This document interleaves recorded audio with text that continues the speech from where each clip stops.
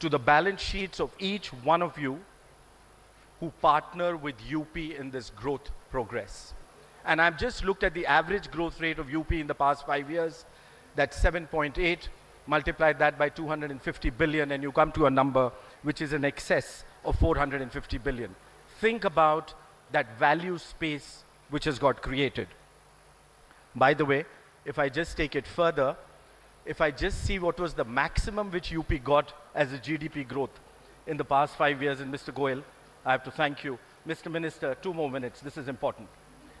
You would notice that it was 13%, and if I take it that 13%, it goes up to close to 1.6 trillion. And the last, let me ask you 3 questions. From flights from Lucknow and Gorakhpur, where do you think the maximum number of passengers travel to which city in India? Delhi. From Allahabad to which city in India? Mumbai and Bangalore. And from Kanpur and Bareilly? Mumbai again. This sector and what we are talking about today is about connectivity. That's why I wanted to bring this to you. Thank you very much. We look forward to the session going forward. Thank you so much, Mr. Bagla, for your opening time. Now we're going to call our chairman of YIAPL, that's Yamuna International Airports Private Limited. Please welcome Mr. Daniel Bircher for expiring his address. Can we have a huge round of applause, please?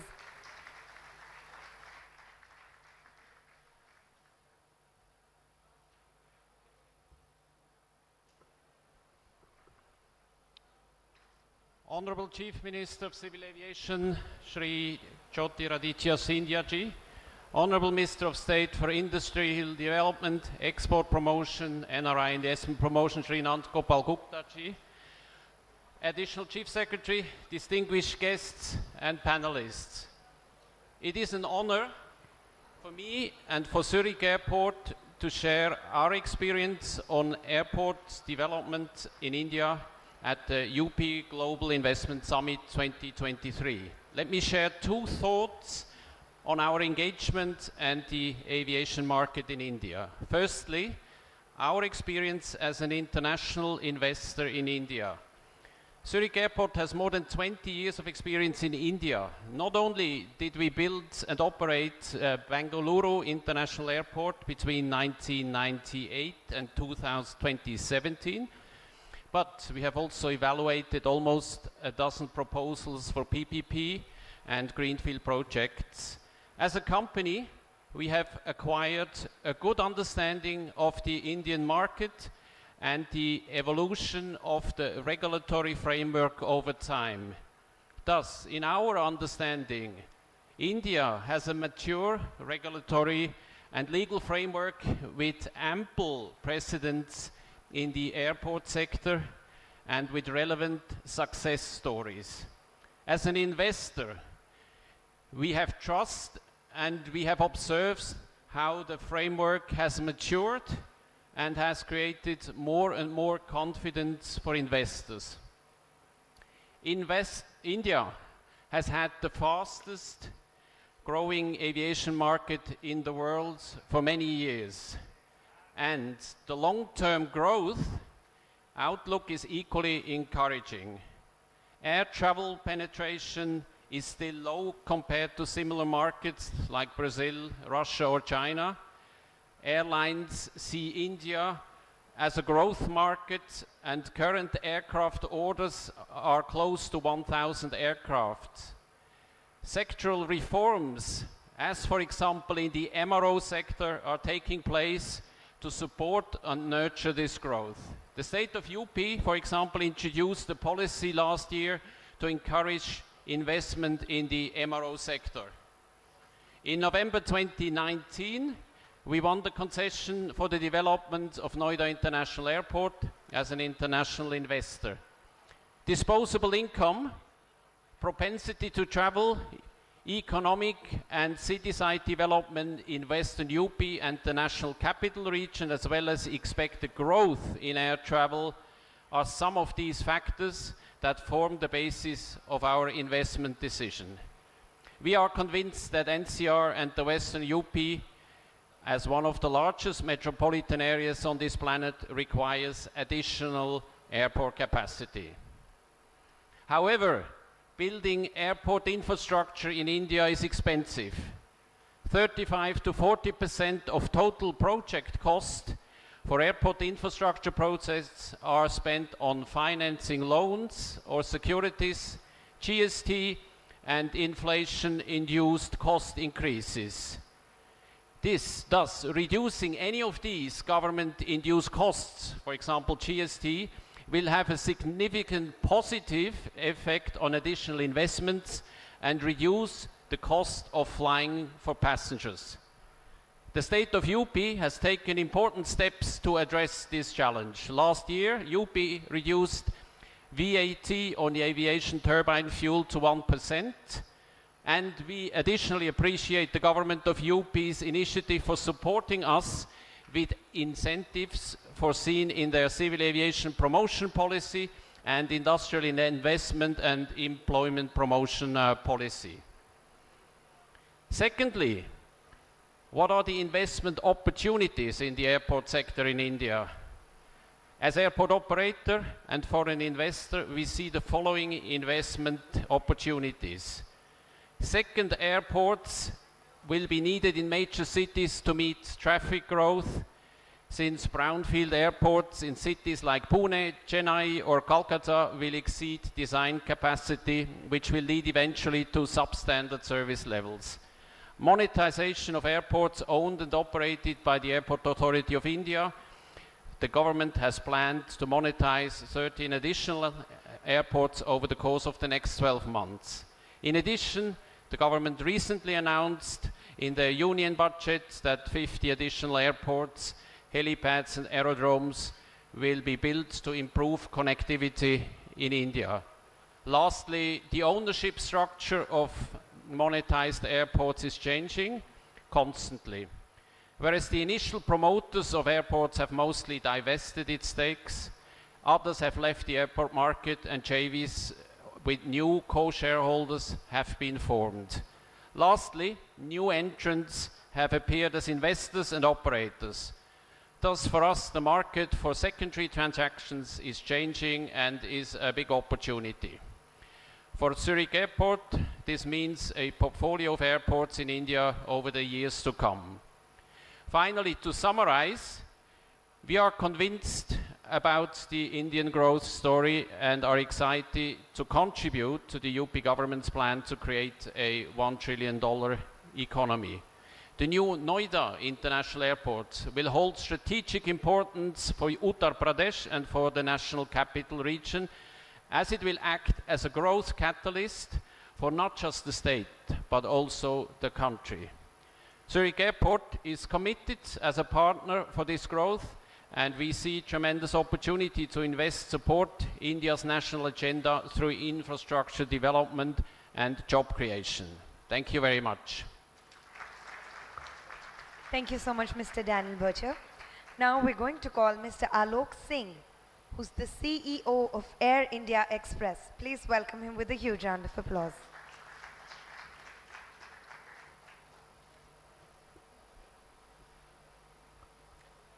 Namaskar and a good afternoon to everybody. Honorable Minister, Shri Scindia ji, colleagues on the dais, it's a privilege and an honor to be here before you at the Global Investor Summit. Now, civil aviation and economic activity within a region are very closely linked. Civil aviation contributes to the economic activity and it also benefits from it. This catalytic relationship often becomes a virtuous cycle, and it is through this lens that I am going to talk to you about some thoughts on civil aviation with reference to Uttar Pradesh. Now, the Indian civil aviation story is very well known. We are now one of the largest markets in the world. We are on a steady growth trajectory, despite the fact that we've been just out of what is called the blackest period in economic history in 100 years. Civil aviation in India has been game-changing. We've seen the successful privatization of Air India. We've seen 2 greenfield airports coming up in the 2 natural hubs in the country. We've seen scores of new airports open up following the government's regional connectivity scheme. So it has certainly not been a period that has gone waste. We have seen a lot of initiatives taken by the government, and they are all now right before you, and the results are right before you. Coming to civil aviation in UP, some of the drivers of aviation that have contributed to the national stage are very similar when you look at the state. UP has the largest population in the country. It is a young and aspirational population, highly skilled. UP is one of the top 4 or 3 or 4 economies of India, and the GDP has a very strong correlation with air transport. One amazing statistic, I don't know how many of you know, UP also has 9 million passports, which is the top 3 or 4 of all states in India, and that is a strong, indicator of potential for international travel. So these drivers are similar. When you look at the tourism potential of the state, it's a big draw for foreign tourists, and it is also the second largest tourism generator in terms of the domestic movement. And all these contribute to the growth of civil aviation. As we now head towards normalcy, we are now almost 95% back to the pre-COVID numbers, and the forecasts for this financial year is that we will be almost back to the pre-COVID numbers, and the CAPA forecast, which probably my colleague Kapil might talk about, for the next financial year, we are already seeing a higher number than the pre-COVID period. So we are well on the path to recovery, and we still see a lot of headroom for growth, and this is primarily because the other indicator or the other interesting statistic is that despite the fact that we have such a large domestic market, and despite the fact that it has been growing, if you compare the per capita travel consumption of India, which is about 0.13 or 0.12, the emerging markets like Vietnam, Indonesia, Philippines, Mexico, they are 3x of what we have achieved today. So that shows you how much potential there still is for growth. And if you look at Uttar Pradesh, again, the per capita consumption of travel is 1/3 of what is achieved by the country. So there is enormous headroom for growth, and probably we will see that pan out in the next couple of years. I want to also mention that Tata Airlines, the group now has 3 airlines in its portfolio. Between Air India Express, and Air Asia India, we operate almost about 200 services per week from the state of Uttar Pradesh, connecting various domestic and international points. But yet we are looking at a substantive increase in the services. And as our group chairman spoke yesterday at this very summit, Air India is looking at a massive increase in connectivity from the state of Uttar Pradesh, not just domestic but also international. I'm also very proud that we just 6 months ago, Air Asia India introduced Lucknow on its network, which was in fact inaugurated virtually by the Honorable Minister. and also the Honorable Chief Minister of UP. In just 6 months' time, we have carried almost about 500,000 guests. And we are certainly looking to expand even further than what we have achieved so far. Very quickly, to end, just about 2 hours from here is probably India's finest aviation academy and a flying school. A whole generation of flyers and pilots have emerged from that school, and many of my colleagues in Air India are also products of that school. Now, while Air India is looking at setting up its own flying academy, I'm very sure that this flying school will continue to produce the pilots that the country needs for the next maybe a decade or more. So with that, thank you once again for this opportunity. I want to congratulate the organizers in putting this investment summit together. Thank you again, and Jai Hind.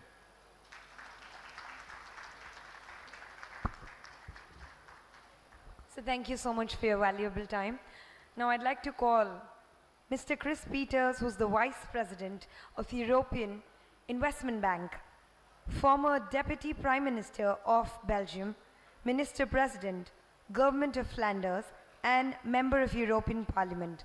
Please welcome him with a huge round of applause.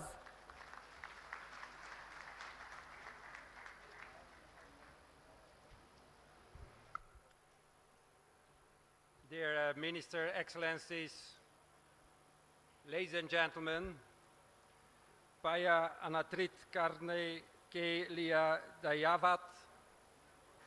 It's for me a great pleasure and honor as Vice President of the European Investment Bank to be back in India as the first time in my mandate as Vice President of the European Investment Bank, but I already said I was also Deputy Prime Minister of Belgium and First Minister of the State of Flanders in Belgium, and in that occasion I visited your country several times. But it's for me a great honor once again to be back in India.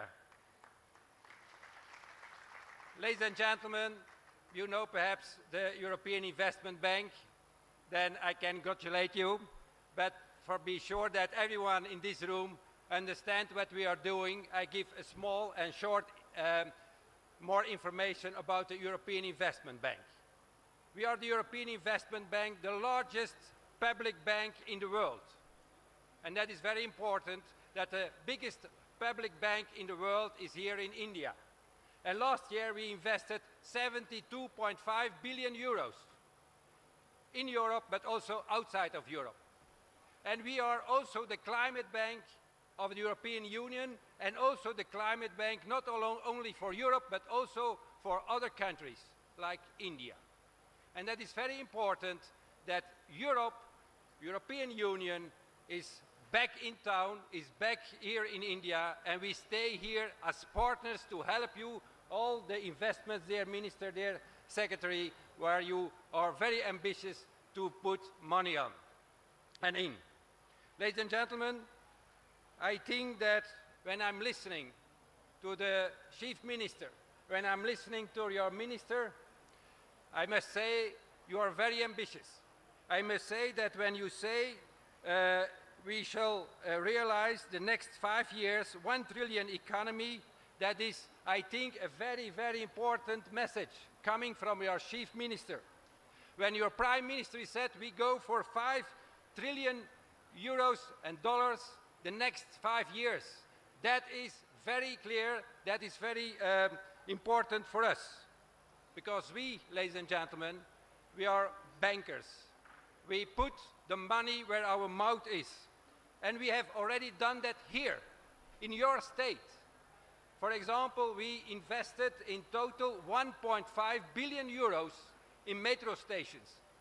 And this afternoon I visit one of the metro stations, and I can say to you that you have here a metro station state of the art, not only here in this state, not only here in India, but also for the rest of the world. And that is the spirit, and that is the spirit you must continue with.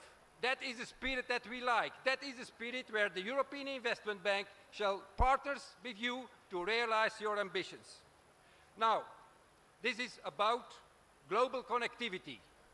Global connectivity is, of course, very, very important. And the minister said to me that, of course, with the growth of the population in India, with the young population, you need, of course, public transport, you need, of course, civil aviation. That is crucial. And when you are so big country, because I was first in Mumbai and then in Delhi and now in Lucknow, you need, of course, civil aviation. You cannot live without planes. And it is easy to say when you're coming from Europe, okay, we must see what we do with civil aviation when every country is so small that civil aviation, certainly in short distances, is not appropriate anymore. Now, the question is, what shall we and can we do when you speak about civil aviation here in the future? Because we are here to talk together how we can invest in this state and in India. And I must say, I have two elements that are very crucial in the debate.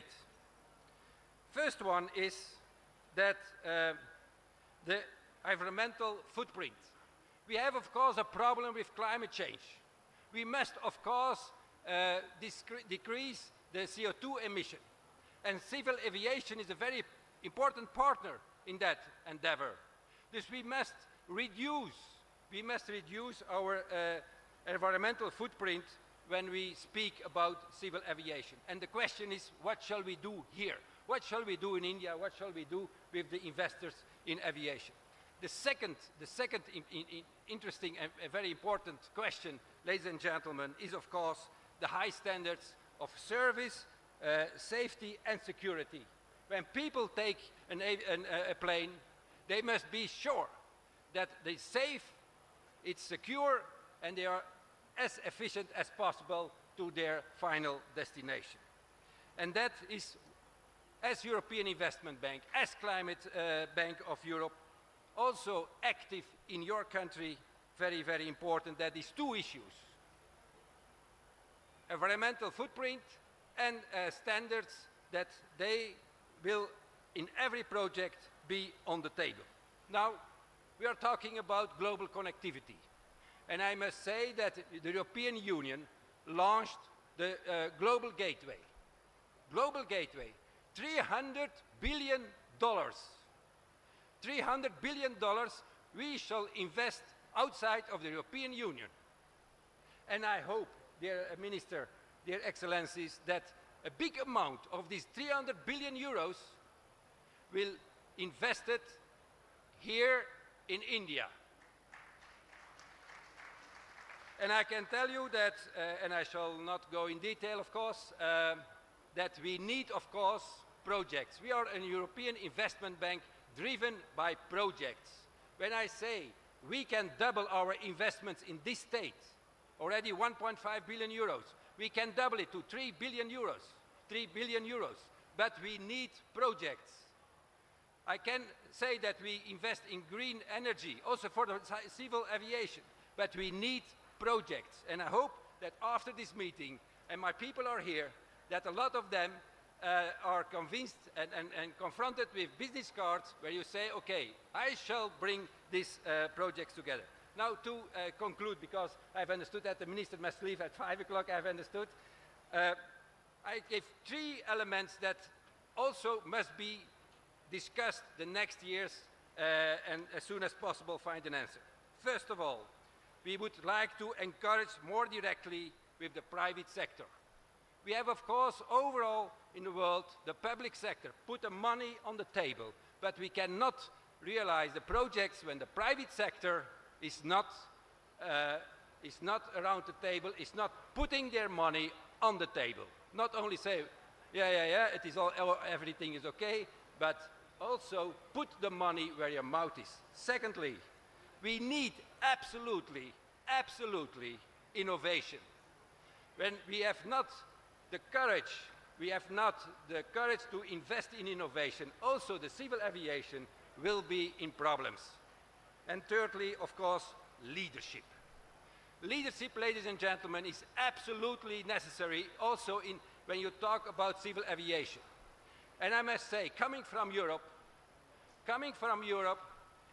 India is now a front runner. India is now the leader in a lot of issues on the world. And I can tell you that perhaps in the past, some people were thinking it's China. But now we are convinced also in the European Union, it's not China, it's India. And to conclude, I'm here, European Union is here, the European Investment Bank is here. We are in the game, we ask projects, and we shall invest in your country, in your state, in civil aviation, when you put the products on the table. Thank you.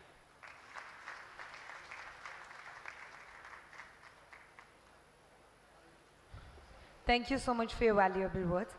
Now it's time for the video presentation for civil aviation that's there for UPGIS 2023. Let's have a look at the screens, ladies and gentlemen.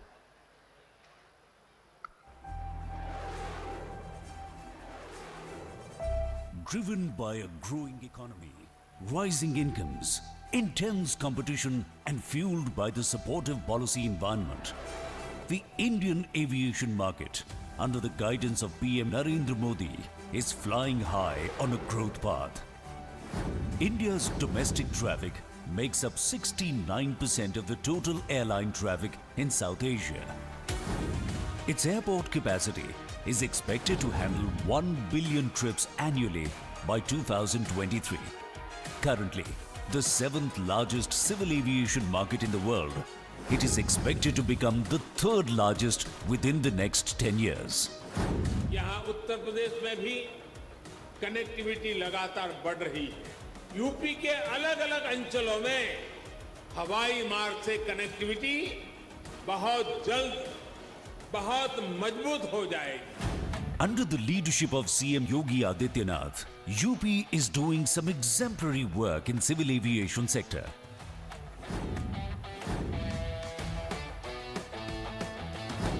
There are already 9 existing airports airstrips.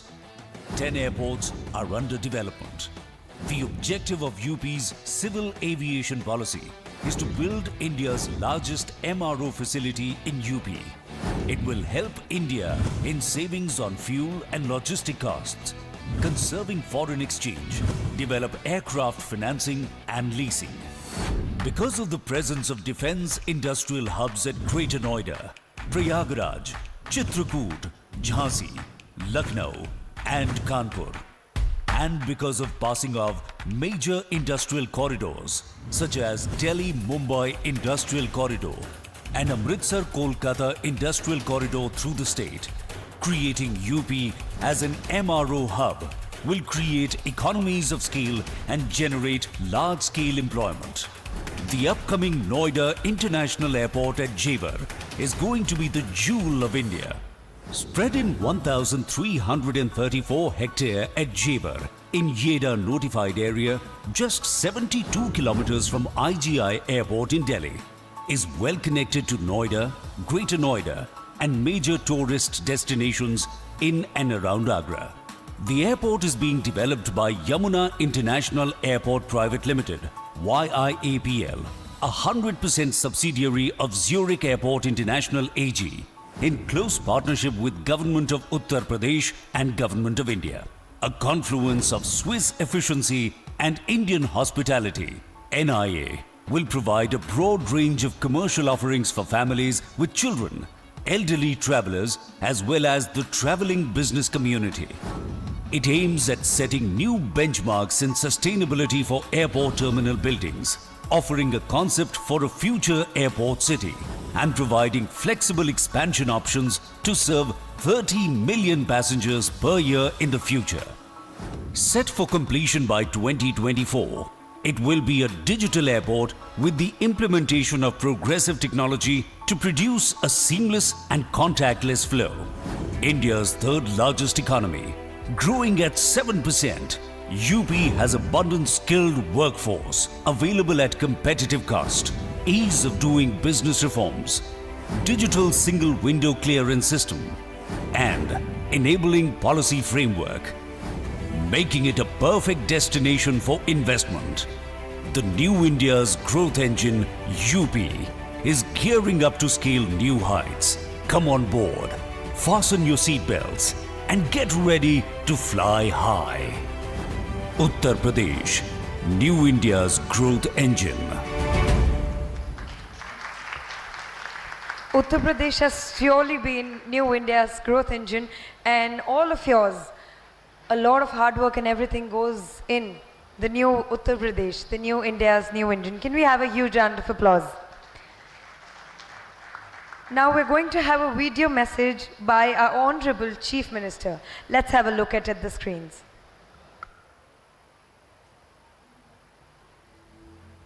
नमस्कार। सम्मानित निवेशक एवं उद्यमी बंधुओं, हम भारतवासी वसुधैव कुटुंबकम यानी पूरा विश्व एक परिवार है की मूल भावना से मानवता की सेवा करते हैं। विश्व के सबसे लोकप्रिय नेता एवं भारत के यशस्वी प्रधानमंत्री माननीय नरेंद्र मोदी जी के प्रेरक एवं कुशल नेतृत्व में भारत निवेशकों का फेवरेट डेस्टिनेशन बनकर उभरा है। पिछले 8 वर्षों में हमारे देश में राजनीतिक स्थायित्व एवं गुड गवर्नेंस के नए दौर का सृजन हुआ है। माननीय प्रधानमंत्री जी के मूल मंत्र रिफॉर्म, परफॉर्म और ट्रांसफॉर्म का अनुसरण करते हुए आज उत्तर प्रदेश नए भारत का ग्रोथ इंजन बनकर उभरा है। प्रचुर प्राकृतिक संसाधनों वाला उत्तर प्रदेश, गुड गवर्नेंस, अपराध एवं भ्रष्टाचार के प्रति जीरो टॉलरेंस की नीति, सबसे बड़े उपभोक्ता बाजार, सिंगल विंडो पोर्टल निवेश मित्र, एमओयू का मॉनिटरिंग पोर्टल निवेश सारथी, ऑनलाइन इंसेंटिव मैनेजमेंट सिस्टम तथा 25 निवेश फ्रेंडली औद्योगिक नीतियों के साथ ईज ऑफ डूइंग बिजनेस में अग्रणी राज्य है। आज उत्तर प्रदेश देश के सबसे आधुनिक इंफ्रास्ट्रक्चर वाले राज्यों में शामिल हो चुका है। राज्य में 6 एक्सप्रेसवे पूर्ण हो चुके हैं, 7 एक्सप्रेसवे विकसित किए जा रहे हैं। प्रदेश में भारत का सबसे बड़ा रेल नेटवर्क उपलब्ध है। हमारे यहाँ 3 अंतर्राष्ट्रीय एयरपोर्ट संचालित हैं तथा 2 निर्माणाधीन हैं। वर्तमान में 9 एयरपोर्ट क्रियाशील हैं तथा 10 एयरपोर्ट पर कार्य जारी है। भारत के पहले अंतर्देशीय जल मार्ग का हल्दिया वाराणसी पथ संचालित हो गया है। उत्तर प्रदेश भारत की जीडीपी में 8% का योगदान दे रहा है। वर्ष 2022-23 में प्रदेश की जीएसडीपी लगभग 21 लाख करोड़ होने का अनुमान है, जो वर्ष 2016-17 के जीएसडीपी के सापेक्ष 65% की वृद्धि दर्शाता है। इस दौरान प्रदेश की अर्थव्यवस्था औसतन 11% की दर से बढ़ी है। आज उत्तर प्रदेश देश की दूसरी सबसे बड़ी अर्थव्यवस्था बनने की ओर अग्रसर है। पिछले 5 वर्षों में, जिसमें वैश्विक महामारी कोरोना कालखंड में जब पूरा विश्व आर्थिक चुनौतियों के दौर से गुजर रहा था, के बावजूद उत्तर प्रदेश में रिकॉर्ड 4 लाख करोड़ रुपए से अधिक का निवेश परियोजनाएं प्रारंभ हुई, जो नई उत्तर प्रदेश में निवेशकों के विश्वास का प्रमाण है। माननीय प्रधानमंत्री जी के संकल्प के अनुरूप उत्तर प्रदेश भारत की इकोनॉमी ग्रोथ को गति देने के लिए तैयार है। इसे तो उत्तर प्रदेश की राजधानी लखनऊ में 10 से 12 फरवरी 2023 को ग्लोबल इन्वेस्टर समिट का आयोजन किया जा रहा है। मैं आप सभी को ग्लोबल इन्वेस्टर समिट 2023 में आमंत्रित कर रहा हूं। आइए नए भारत के ग्रोथ इंजन की रफ्तार का हिस्सा बने, उत्तर प्रदेश में निवेश करें। नए भारत के नए उत्तर प्रदेश में आपका स्वागत है। जय Hind. Let's thank our Honorable Chief Minister for the wonderful words. Driven. And now it's time for the exchange of MOUs. And for this, I'd like to call upon stage Christoph Selman, who's the CEO of Yamuna International Airports Private Limited, and it's going to be an exchange of MOUs. I would request Mr. Bob Chi, he's the CEO of Asia SATS. Mr. Sanjay Gupta, CEO of ASATS India for the Multimodal Cargo Hub. Can we please have everybody right in front of the stage, please?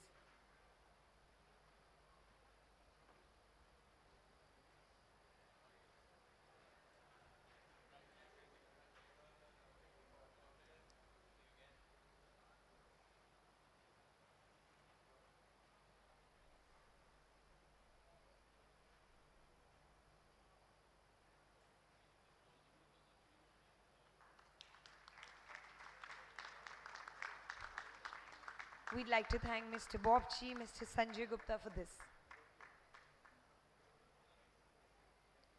The next we have Vipul Seth, he's the Vice President, Sita, India Subcontinent. George Williams, Regional Vice President, Business Management, Sita, Asia Pacific.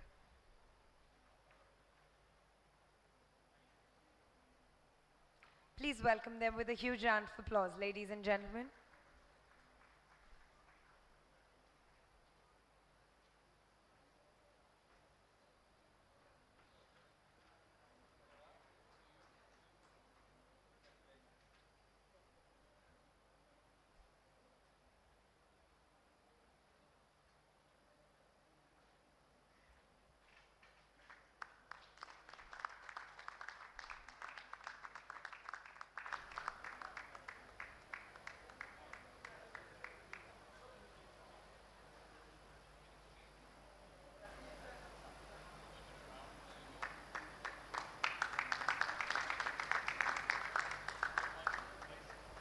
And the third MOU would be for Mr. Vikrant Trilokekar, Managing Director, Smiths Detection, India.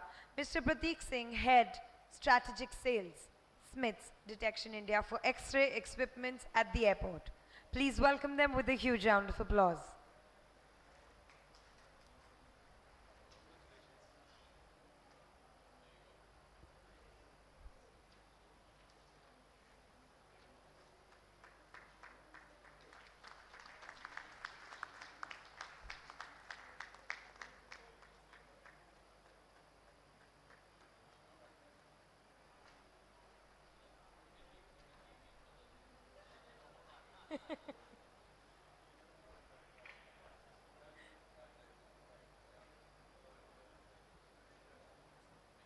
Thank you so much to all the MOUs exchange and to our honorable ministers and everybody sitting at the dais. Now we're going to have the head of operations Akasa Air, Srimati Neelu Khatri, to take the charge.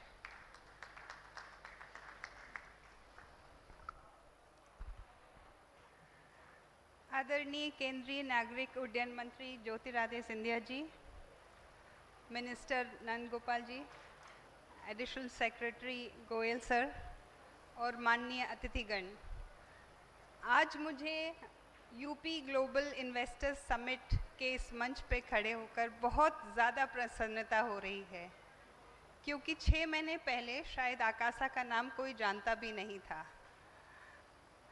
आज मैं आपको 2-4 personal experiences बोलना चाहती हूँ इस industry के बारे में। इंडस्ट्री का मार्केट आउटलुक आप लोग बहुत पढ़ चुके हैं, यहाँ जितने भी लोग बैठे हैं वो इसको खूब समझते हैं।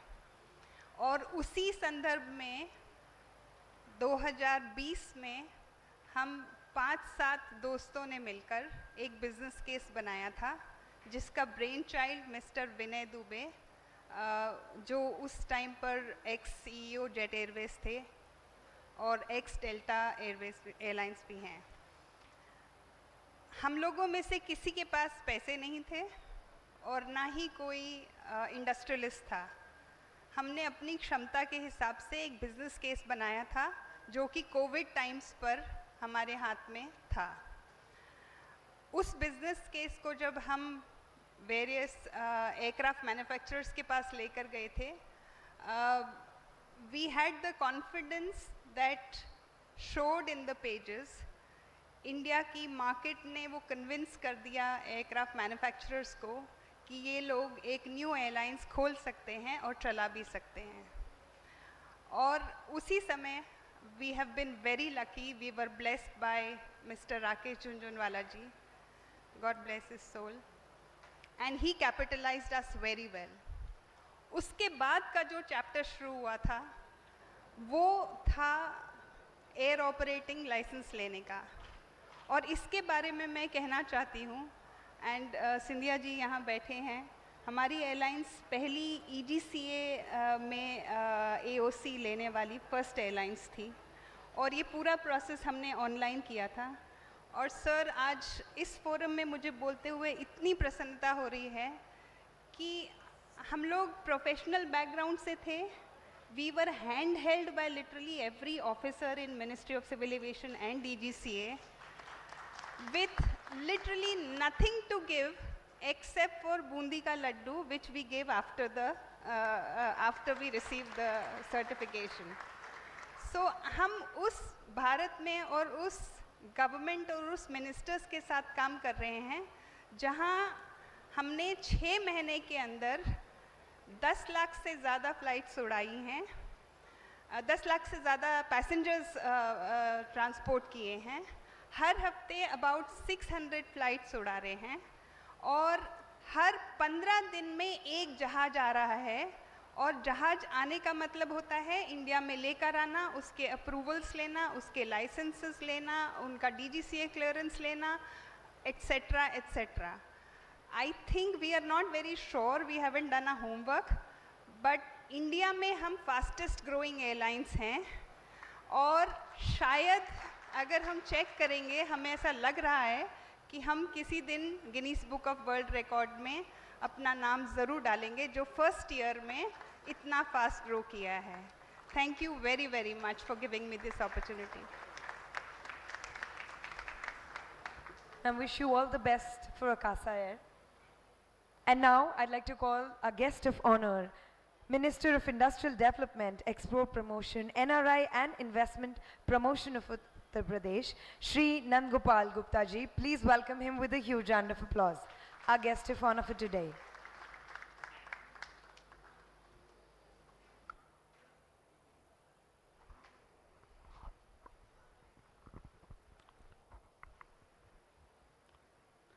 आज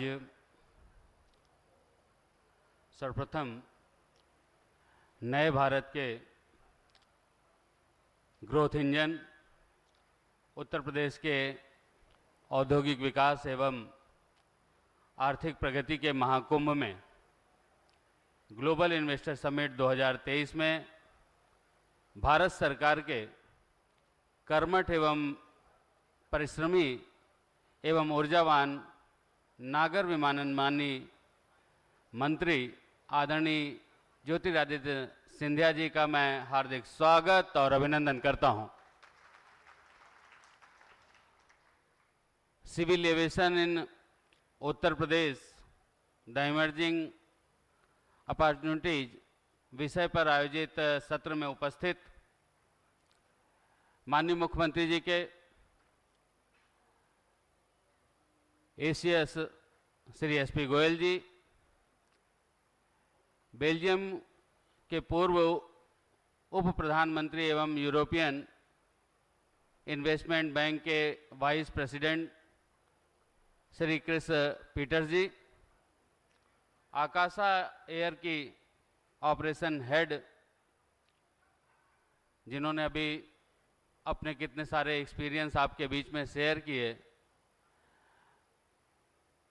नीलू खत्री जी, एयर इंडिया एक्सप्रेस के CEO श्री आलोक सिंह जी, श्री डोनियल बिरकर जी, श्री कपिल कौल जी, इन्वेस्ट इंडिया के MD CEO श्री दीपक बागला जी, यहाँ पर उपस्थित एविएशन सेक्टर से जुड़े सभी सम्मानित स्टेक होल्डर्स, मीडिया के साथियों, मैं आप सभी का हार्दिक स्वागत और अभिनंदन करता हूं अपनी ओर से, अपनी सरकार की ओर से और सरकार के मुखिया योगी आदित्यनाथ जी की ओर से आप सभी का हार्दिक स्वागत और अभिनंदन करता हूं.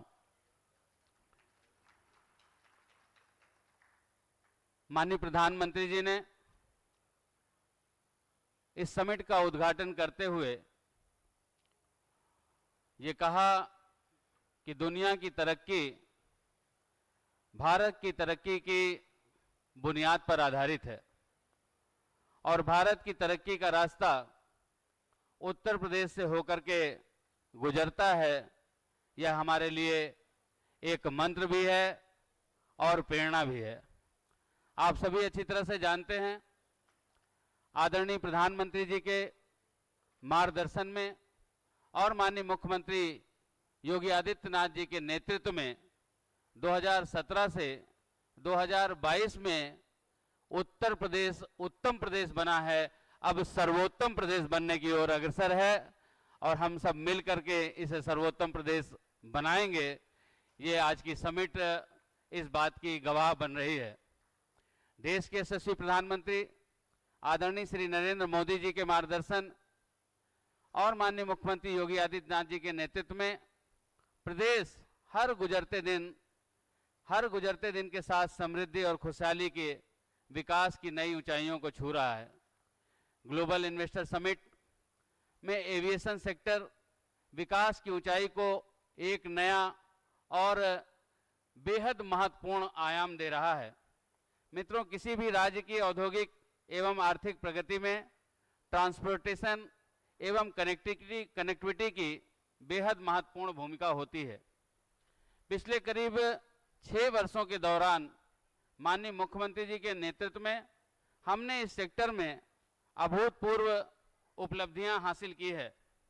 एयर कनेक्टिविटी के क्षेत्र में ऐतिहासिक काम हुआ है। एक्सप्रेसवेज और एयरपोर्ट उत्तर प्रदेश के सिग्नेचर के रूप में आज जाने जा रहे हैं। वह जेवर एयरपोर्ट जो चुनाव के समय ही चर्चा में आता था और चुनाव के बाद ठंडे बस्ते में चला जाता था, ये पिछली सरकारों की उदासीनता की वजह से ये होता था और आज मैं गर्व और गौरव के साथ कह सकता हूं कि आदरणीय प्रधानमंत्री जी का मार्गदर्शन, माननीय मुख्यमंत्री जी का नेतृत्व और आदरणीय हमारे बहुत ही ऊर्जावान माननीय मंत्री ज्योतिरादित्य सिंधिया जी के गरिमामयी उपस्थिति में जेवर एयरपोर्ट का शिलान्यास हुआ और सितंबर 2024 में उस पर ट्रायल रन भी होने जा रहा है। ये साकार रूप ले रहा है। एशिया के सबसे बड़े एयरपोर्ट के रूप में जेवर एयरपोर्ट उड़ान का संचालन आरंभ होने से पश्चिमी उत्तर प्रदेश की आर्थिक विकास को नई रफ्तार मिलेगी और दिल्ली के आईजीआई एयरपोर्ट पर भी उड़ानों का दबाव कम होगा। एनसीआर के लोगों के लिए जेवर एयरपोर्ट एक वरदान साबित होगा। दुनिया भर में सनातन धर्म को मानने वालों की आस्था के केंद्र भगवान श्री राम की जन्मस्थली अयोध्या में मर्यादा पुरुषोत्तम प्रभु श्री राम इंटरनेशनल एयरपोर्ट भी बनाया जा रहा है। इस एयरपोर्ट के निर्माण से अयोध्या की सांस्कृतिक पहचान एवं ऐतिहासिक महत्व को नई ख्याति मिलेगी। साथ ही इस क्षेत्र में आर्थिक गतिविधियों को बहुत ही सुलभता से रोजगार भी मिलेंगे। पिछली सरकार में मेरे पास एविएशन डिपार्टमेंट था, इसकी जिम्मेदारी थी।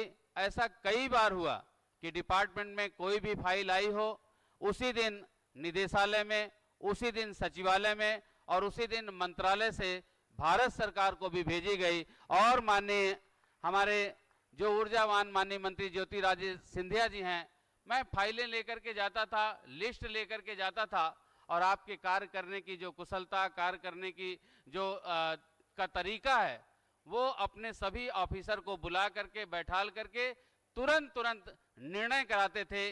इसी का कारण है कि जहां आजादी के बाद से अब तक उत्तर प्रदेश में केवल 2 एयरपोर्ट संचालित थे, आज 9 एयरपोर्ट संचालित हैं।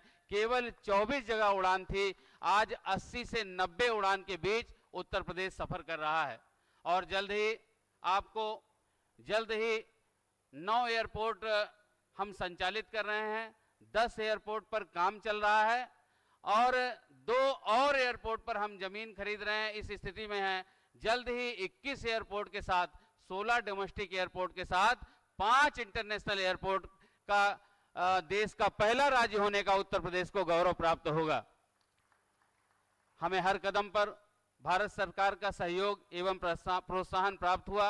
मुझे ये कहने में बेहद गौरव की अनुभूति हो रही है कि डबल इंजन की सरकार का सबसे ज़्यादा फायदा जिन विभागों को मिला है उसमें एविएशन डिपार्टमेंट प्रमुख है। हमने जब भी माननीय मंत्री ज्योतिरादित्य सिंधिया जी से समय मांगा, उन्होंने केवल हमें समय ही नहीं दिया बल्कि हमारी मांगों को पूरा करने के लिए और तुरंत निर्णय भी लिया और बहुत सारे बहुमूल्य सुझाव दिए। देश की सबसे बड़ी आबादी वाला राज्य होने के कारण उत्तर प्रदेश की हवाई सेवाओं के विस्तार की में अपार संभावनाएं मौजूद हैं। यही कारण है इस क्षेत्र में हमें निवेश के कई सारे महत्वपूर्ण प्रस्ताव प्राप्त हुए हैं।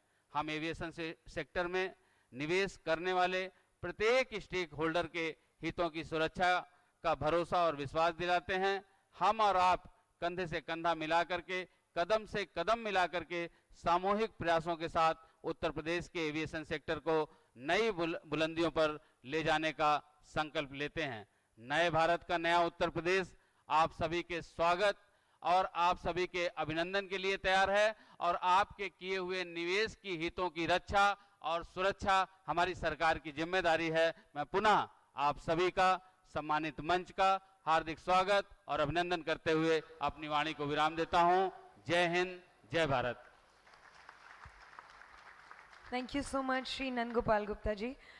Now I would request our Honorable Minister for Civil Aviation and Steel, Government of India, please put your hands together for our chief guest, Shri Jyotiraditya M. Scindia ji.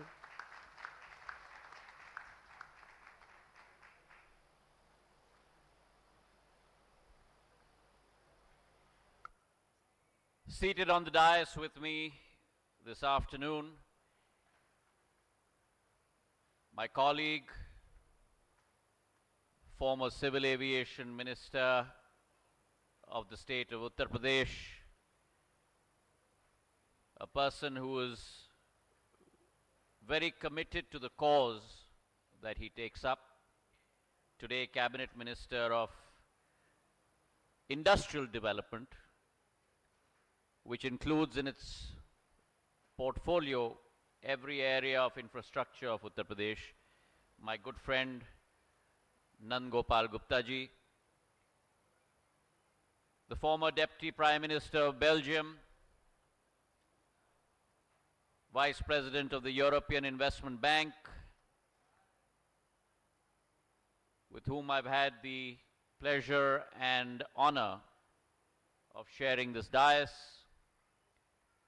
Mr. Chris Peters, the Additional Chief Secretary, Civil Aviation, Government of UP, a gentleman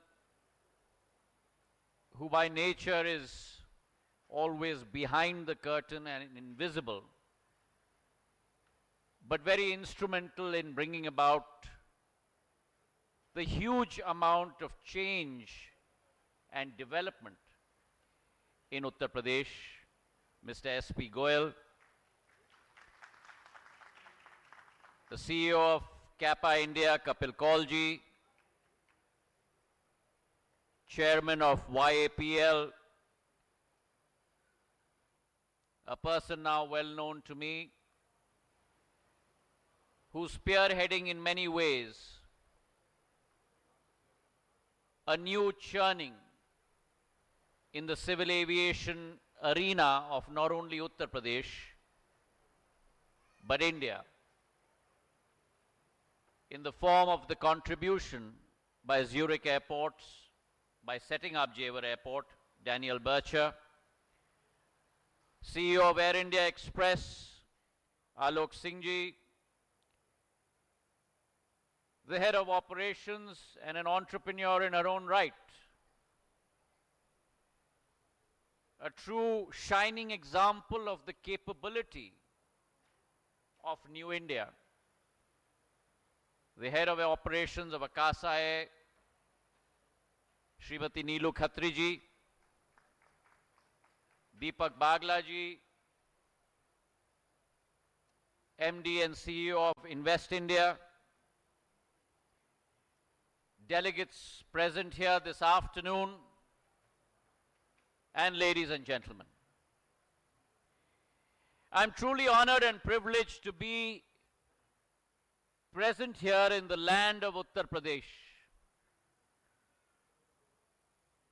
The soil, the land that has nurtured many a civilization.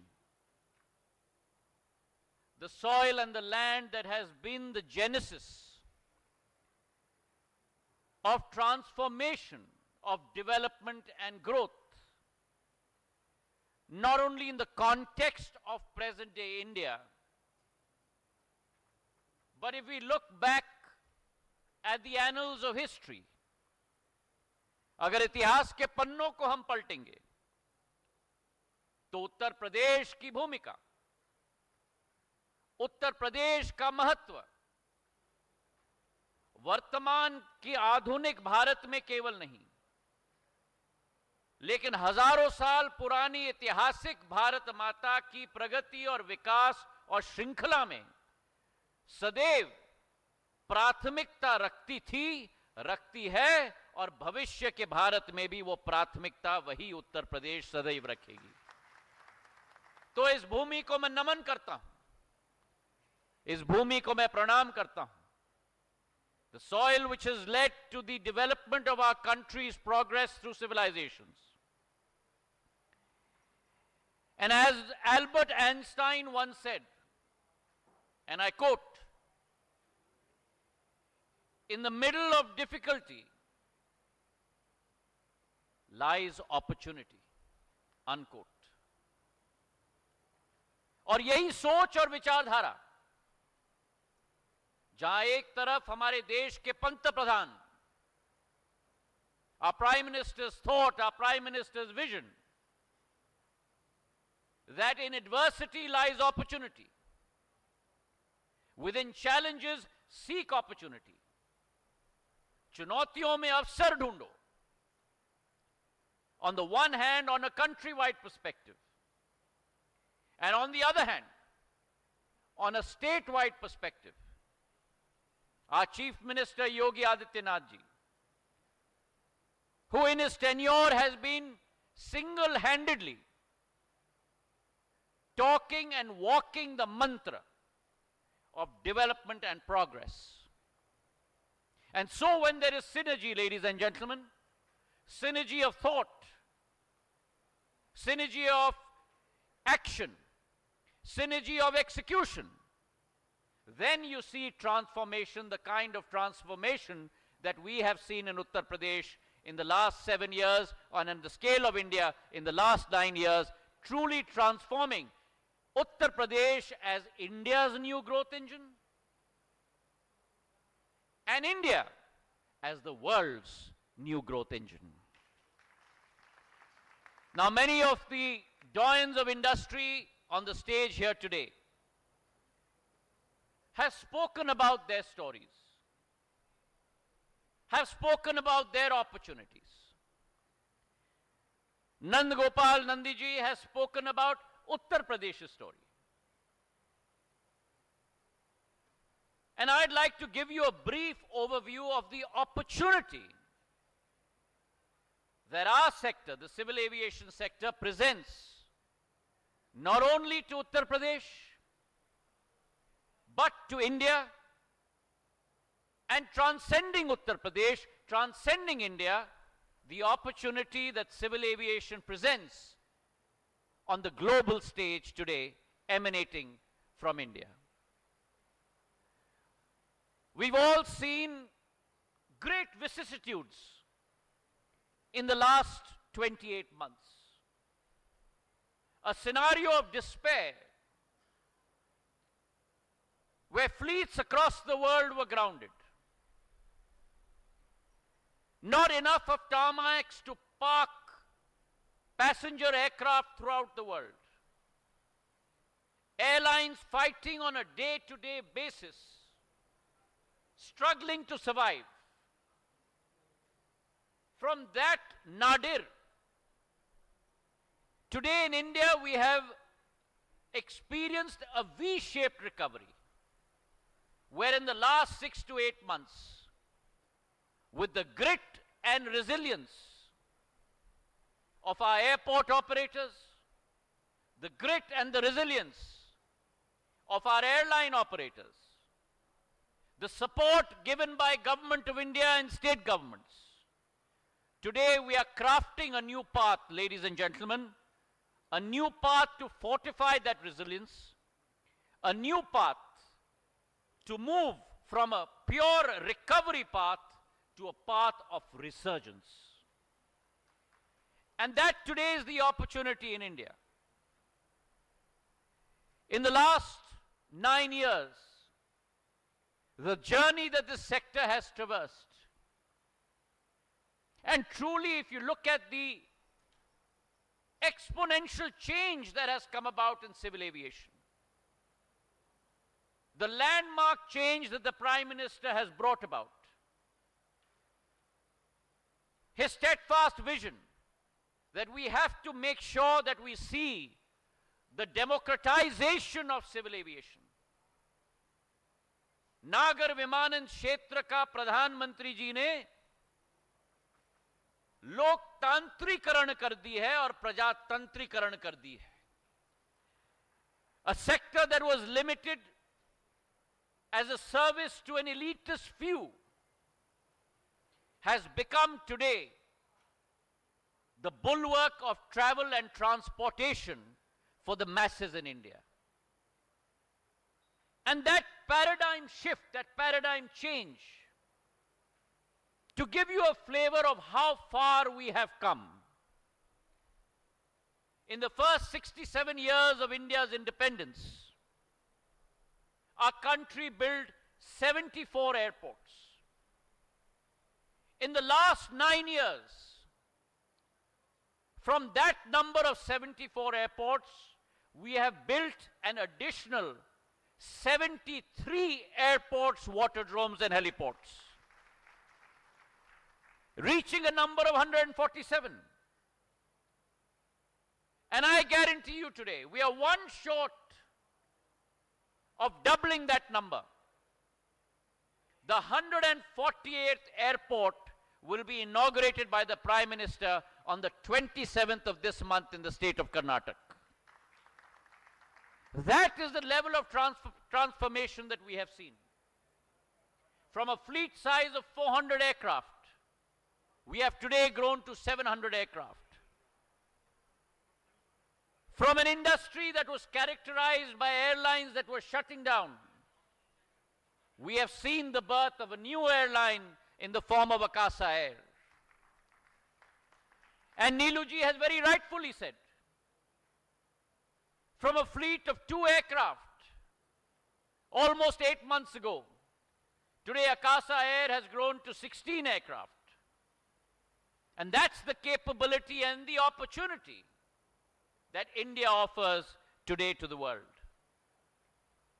The path to democratization in the civil aviation sector was brought about by the Prime Minister's dream project, Ude Desh Ka Aam Nagrik, the Udan scheme, a viability gap funding model which looked at increasing both the breadth of airline connectivity and the depth of airline connectivity. And through the Udan Yojana, we have developed 73 new airports and heliports and waterdromes in the country. Many such that have been closed since the Second World War. The stories of Jharsuguda on the eastern coast of Orissa, the story of Kishangarh in Rajasthan, the story of Roopsi in Assam, the story of Darbhanga. Airports today that today have combined and ensured close to 115 lakh passengers, 1 crore 15 lakh passengers that possibly could never have dreamt of traveling by air before, today are flying high in the skies. That's the transformation that we have seen.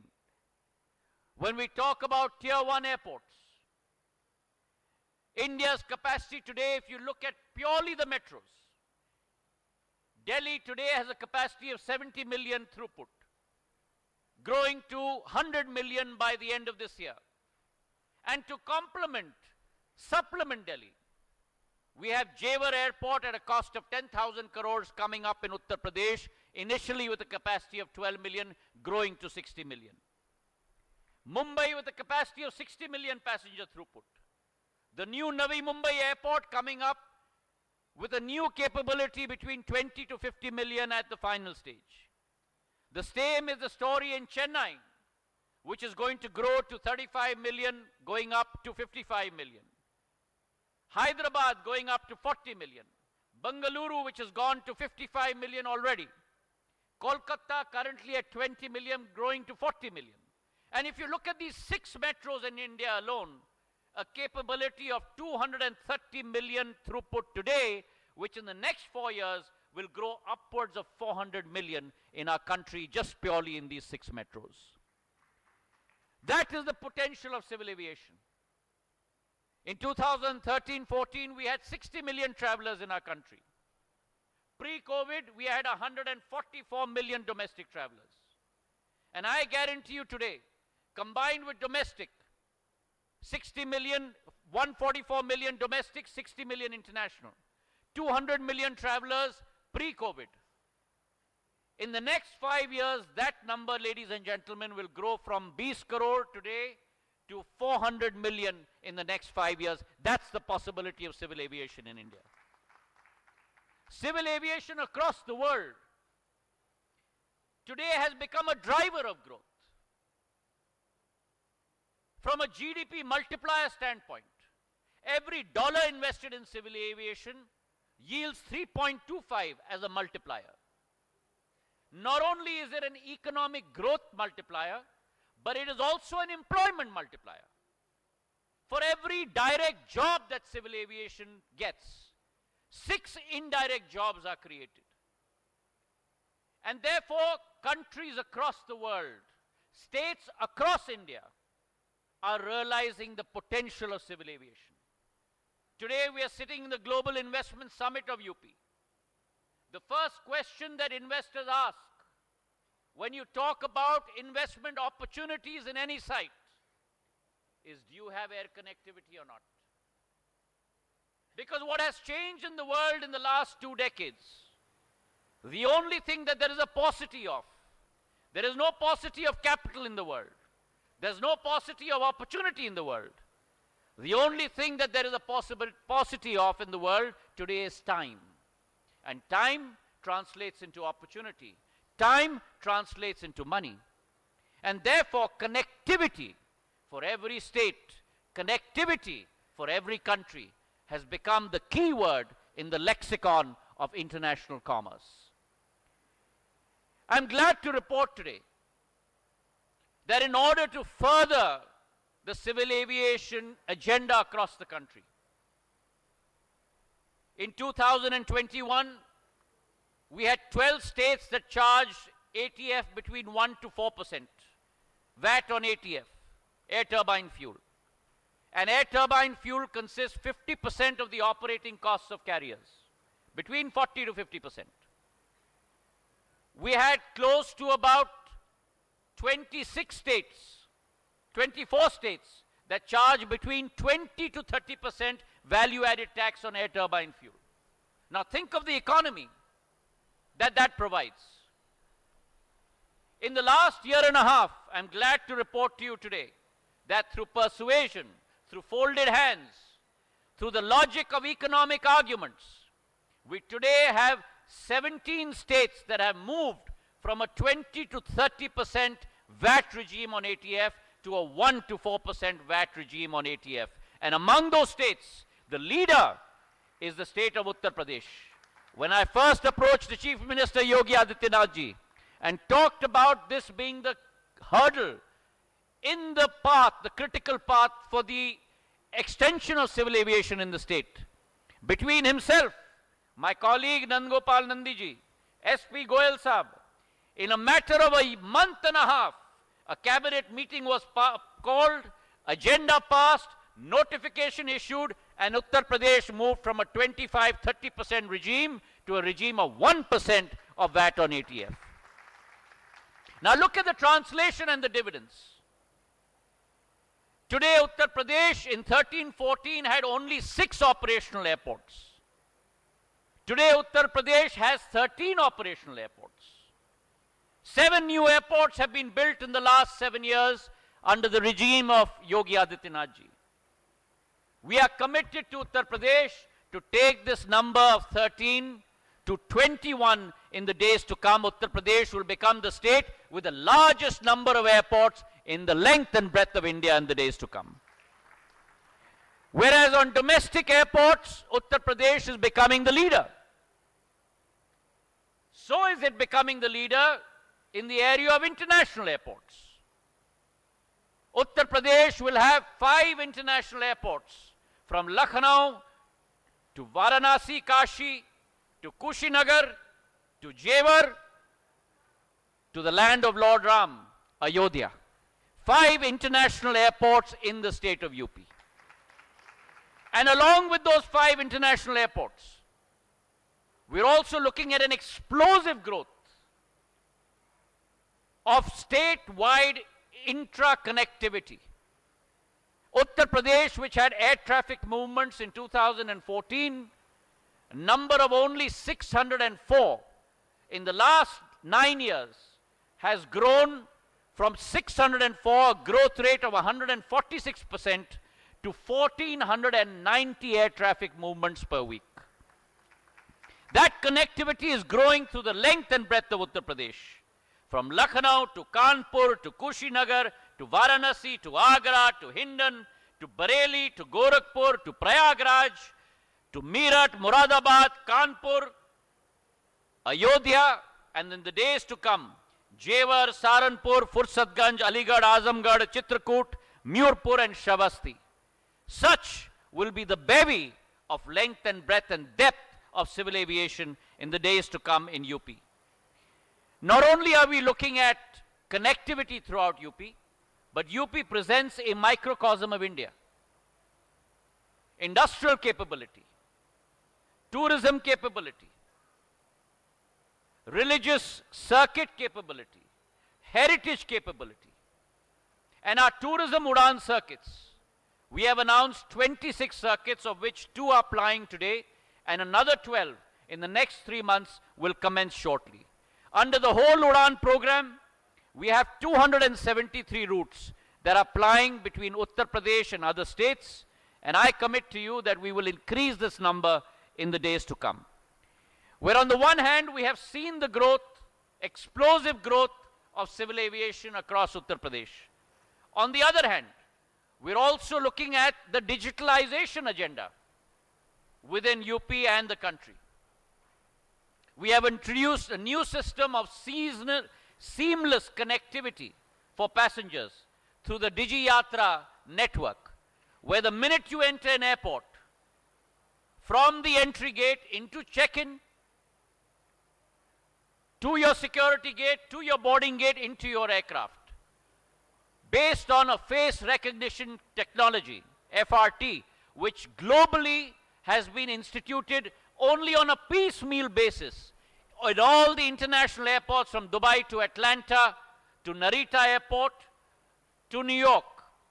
We have done it across the board in India in 3 airports, Delhi, Bengaluru and Varanasi. And I'm pleased to report to you that the greatest adoption rate in the country in these 3 airports on a pilot basis is in none other than Varanasi, where 29% of our passengers today use DigiYatra to connect onto aircrafts across the country. UP presents tremendous opportunity for investors, tremendous opportunity for India at large and on the global stage.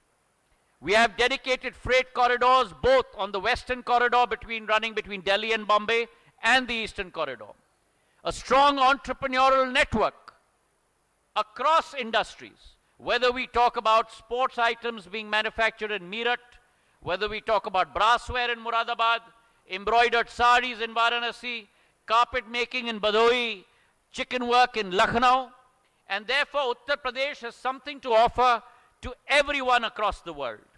It ranks second in the ease of doing business across the country. and is the top manufacturing destination, contributing about 8% to the country's GDP. I firmly believe that the Prime Minister's resolve to convert and transform India into a $5 trillion economy will be complemented by this state of Uttar Pradesh with a population of close to 250 million, close to the population of the United States of America, half the population of combined Europe, with a GDP of $280 billion to grow to a GDP of $1 trillion in the next 5 to 7 years. I would like to see Uttar Pradesh chart that path, and civil aviation will play a seminal role in the transformation of Uttar Pradesh into India's growth engine in the days to come. And I have always believed in philosophy, in culture, in Adhyatma. Ayodhya, Kashi and Mathura have always led the path of transformation in our country. And so will they, I believe, in the next decade, as India moves from its Amrit Kal to Shatabdi Kal, growing into a world economic power in the days to come under the leadership of Prime Minister Narendra Modi. Thank you very much for having me. Can we have a huge round of applause for Shri Jyotiraditya M. Scindia ji for his valuable time and for everything that he shared with us today. Now for the closing remarks, I'd like to call our CEO, Kappa India, Mr. Kapil Kaul. Can we have him on this dais, please? Please have him a huge round of applause by welcoming him.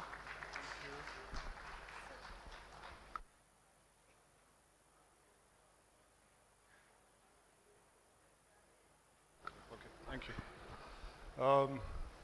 Good evening, ladies and gentlemen.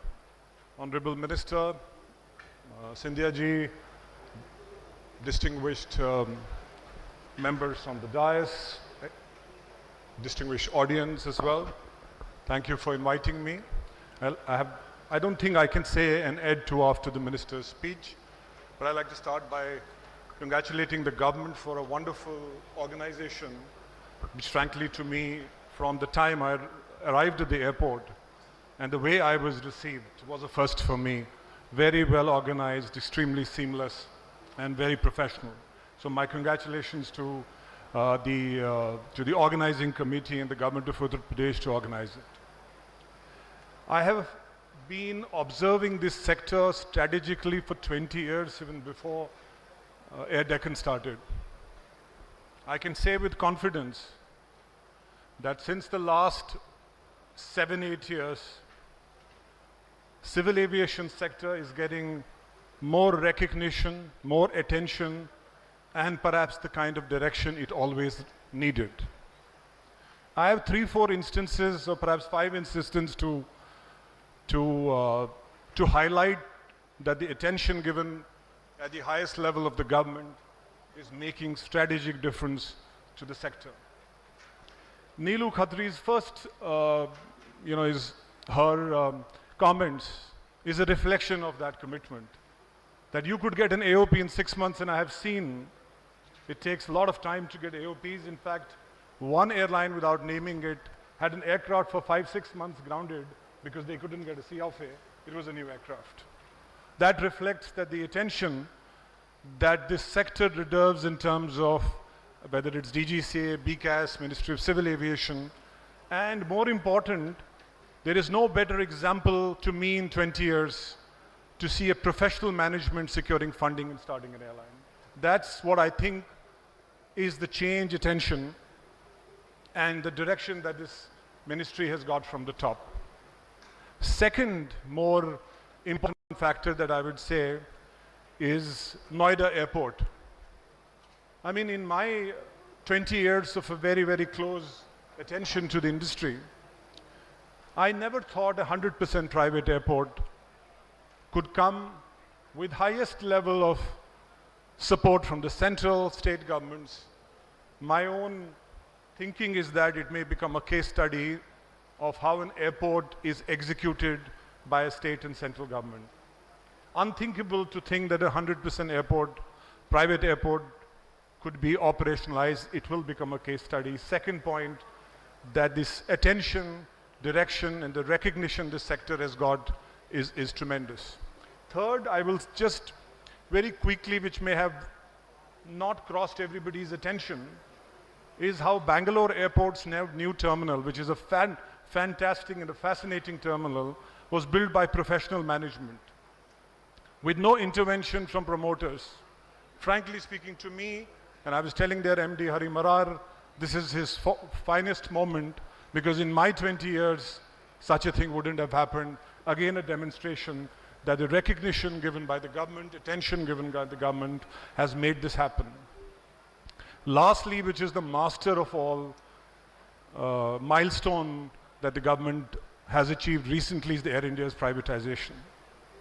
In many ways, it may look that's another airline privatization. We had many failed start to Air India's privatization, but believe me, the impact of Air India's privatization is the biggest structural change that you would see impacting the entire aviation value chain. It'll impact the states, it'll impact the center, it'll have a tremendous impact on the economy. I'm not going to talk about growth, it's been already said. There are huge structural factors for India to grow. A billion passenger mark is in next 10, 15 years is not far away. We just released a research briefing. 15 to 1700 aircraft will be ordered in the next, starting from next week, right up to next 2 years. 15 to 1700 aircraft, and that, ladies and gentlemen, is the beginning when you look at 2 to 3 decades from now. So having said that, I'm not going to take a lot of time. All I can say that the attention, recognition, and the direction that this industry requires is fundamental to its growth. Air connectivity is fundamental to FDI. If you want to build world-class cities, you have to have world-class airports. If you need financial centers like New York and London, you need hubs like Delhi and Bombay, or perhaps Bangalore and other cities. So this direction must continue. Honorable Minister, your intervention at the various levels has resulted in all of the changes that have happened. But I'd like to also add to the learned audience and the distinguished panel that's here, that the other side of the coin of growth are challenges. It's skill changes, regulatory changes, policy changes, institutional infrastructure. Across the board, everything needs to simultaneously move ahead if we have to absorb this growth. And I was speaking to the Honorable Minister in his office, he's already aware of it, there's action points being done. But we must also move the dialogue from growth to building institutional foundation for this growth. Otherwise, sky is the limit. I don't have anything to say. Thank you very much. It's an honor to be here, honor to be speaking in front of this distinguished gathering. We'll always be available in case you require us to do anything. Thank you. Thank you so much, Mr. Kaul. I would now request SP Goyal ji to please felicitate Jyotiraditya ji with a bouquet of flowers and a small token of gift. The bouquet is